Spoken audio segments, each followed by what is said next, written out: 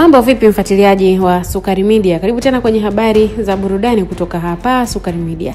Na leo nina habari njema kwa wapenzi wa filamu na movie ulimwenguni, ambapo leo Juni 27 ndio ile siku ambayo filamu ya Squid Game kutoka Korea Kusini, ambayo imejizolea maarufu ulimwenguni kote na kupendwa na watu wengi, inaachiwa rasmi mapema kabisa leo.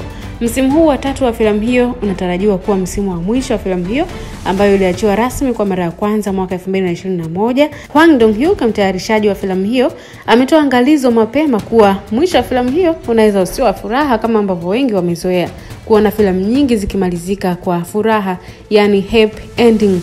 Amesema, namnukuu, "Watu hupenda mwisho wa furaha, mimi pia ni kama wao, lakini baadhi ya hadithi kwa asili haziwezi kuwa na mwisho wa furaha. Ukijaribu kubuni kwa nguvu, kiini cha hadithi kinaharibika. Kama hadithi inaakisi uhalisia, basi si kila mara huwa na mwisho wa furaha.